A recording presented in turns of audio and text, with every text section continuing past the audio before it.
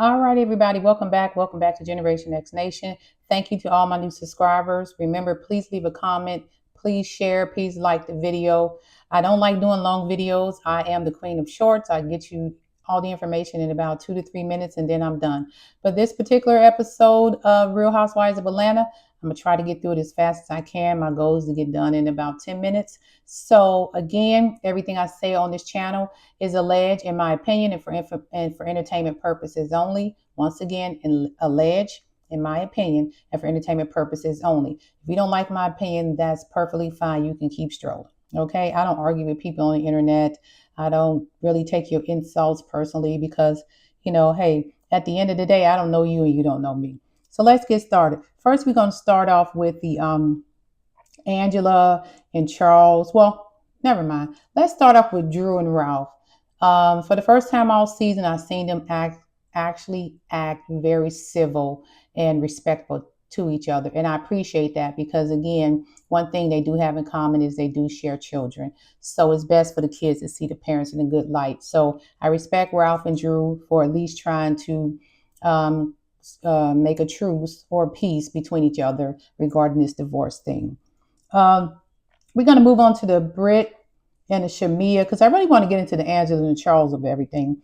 But let's move on to not Brit and Shamia, Portia and her sister and Phaedra, going over the details for her cousin's memorial service. That was very nice, the way everything was handled. May she rest in peace. I'm not going to talk about that too much because I don't like to get too deep into people's personal lives. I know everybody was hurt and shocked when it happened, but I appreciate that moment of them just sitting there and honoring and recognizing her. And again, people being respectful. I also appreciate the fact that all the girls did come together for Portia. At the end, she did say everybody reached out and texted her and sent their condolences and well wishes. Again, it's just a TV show, but these are their real lives to a certain degree.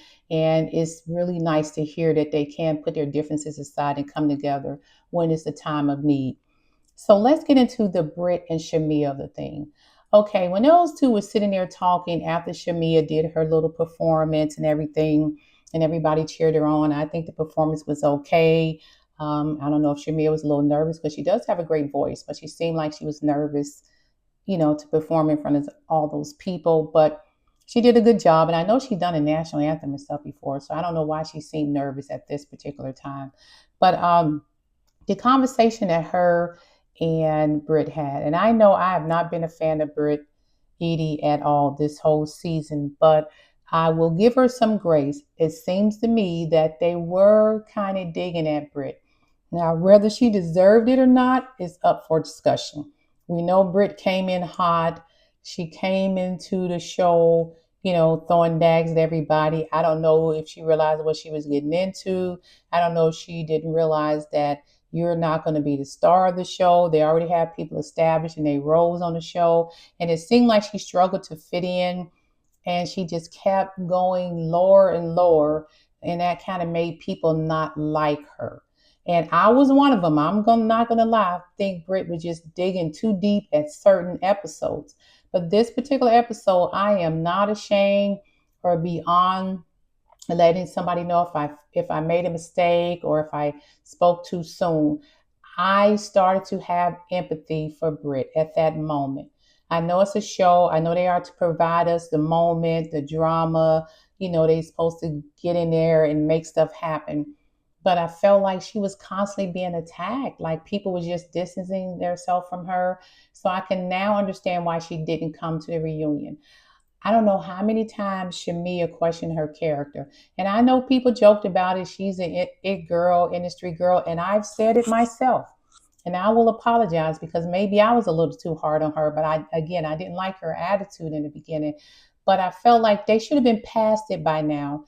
And they should have gave that girl a little grace and see what she can do on the show. Disrespecting her, Shamia mentioned, you the one said the word pow pow or whatever. Then she was calling her a whore. Then she was saying how she was out here doing this, that, and the third. And I just kind of felt like he started digging low. And I understand they were mad at Brit last week when she mentioned a thing about Kale having, the abortions while she was still married. Probably wasn't the best thing for Brit to say, but we all know by now Brit gonna go low regardless. But this particular episode, some I felt she had a reason to say what she said, because it seemed like everybody just started turning on her. Um, it was just hard to watch. I'm sorry. It was just hard to watch. I like good TV, but if I feel like somebody's being bullied, I'm going to stick up for that person, whether I like them or not. And I feel like Brit was being bullied just a bit. But I understand why certain things Brit said just got under people's skin. She didn't necessarily talk about Shamia's children. And I don't talk about kids, so I'm going to keep this quick. Don't comment me in the comments about children. She was saying, I believe, that if you was feeling so bad in Grenada, why didn't you rush home? Why did you make a pit stop in Miami to take shots or whatever?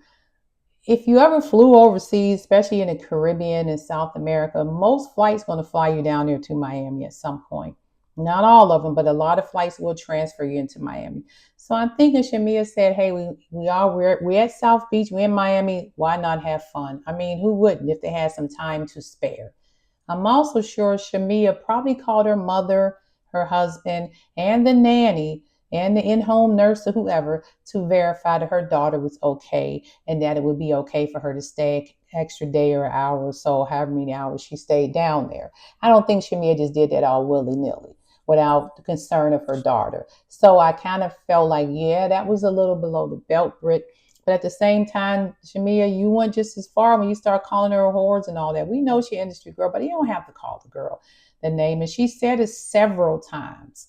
And then, of course, when Brit said, I heard you sleep around town, Shamia jumped real quick to defend that. That rumor been going around for years. I mean, she quickly defended that comment. So, yeah, just gives you something to think about. Could some things be true about that? I don't know. Again, alleged, in my opinion, and for entertainment purposes only.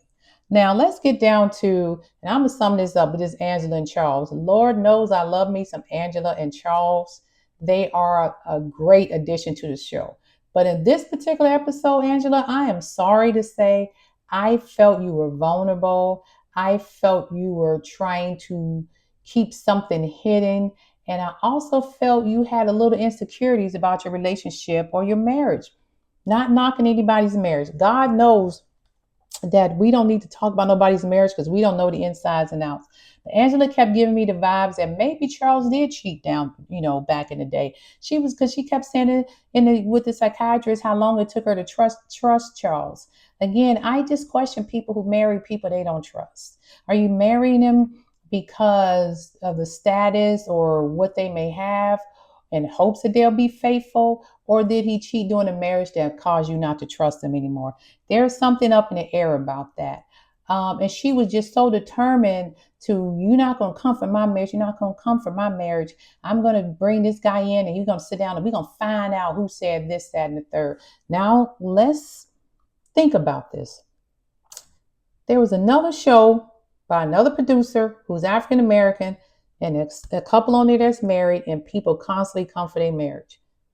I don't like saying the name, but it's Love and Marriage Huntsville, and that is Tisha and Marceau. So they kind of gave me that vibe. People just constantly coming for the Scott's marriage, and right on this show, everybody's coming for Angela and Charles' marriage. I don't know how I got that comparison, but it came in my head. Angela bringing that guy there to sit down and talk, I think was the wrong thing. After I listened to him, I'm still on the fence if Phaedra was the corporate who brought that guy in. I'm still thinking she knew something. But then when he started saying, well, I heard it from this person, then I heard it from my cousin or my friend Junebug. Junebug, I mean, boy, you pulled that name out of the sky so fast. Junebug? That's the easiest name to say in the Black community because don't nobody know who the hell Junebug really is and what Junebug's real name is. So I can say Junebug, and that pretty much, like Cynthia said, everybody know a Junebug at some point. So I didn't feel he was being forthcoming and truthful when he was saying that. Now, was he saying that to protect somebody? Yes. Was it Phaedra? I don't know. But he was definitely saying it to protect somebody. I don't know why Angela was so dead on that it was Phaedra. You've been coming for me for day one, this and that. And at that point, Phaedra looked like she was being honest, like she had nothing to do with it. But I also had to keep in mind, Phaedra has a poker face. Phaedra can lie to you and look you dead in your face and tell you a lie while looking straight dead in your face. And Phaedra's also an attorney. So I'm not 100% convinced that Phaedra didn't know anything about it. But, hopefully they resolved all that. We don't know. We know currently Shamia and Portia are still having little difficulties in their friendship. We know Brit did not show up for the reunion. And we know I think they said she's finally got her divorce. So there's a lot of things that's happened since everything filmed. But I will say this. I love Angela and Charles this season. I hope Angela come back next season being a little more confident. I hope some more friendships develop. And I don't know what Britt Edie has going on. I don't know if the lawsuit's still there or not, but I hope she finds, or whatever's out there for her, she gets. I spent most of the season not caring for her too much, but towards the end of the season, I did have just a little bit of empathy in my heart for her, because I think after the whole Kenya incident and Kenya got kicked off, they never let Britt get past that. So everything she did was suspect to them. And I just believe that's why they treated her that way. So in a nutshell, that's all I really got out of this episode. I hope y'all enjoyed my commentary. Like, share, and subscribe. I told you I wasn't going to be here no more than 10 minutes. It's a little over 10 minutes. I don't like doing long videos anymore because I have other things going on. It takes up a lot of time, but I will get better as time goes on. Like, share, subscribe. Appreciate everybody who's left a comment, came to my channel. Everything, again, I say is in my opinion and for entertainment purposes only. I do my own thing. I don't listen to anybody else. Before I do my videos, I don't try to mimic anybody else's channel. I just be exactly who I am. All right. And with that being said, you guys go on and have a great rest of your day. Peace, and I'm out.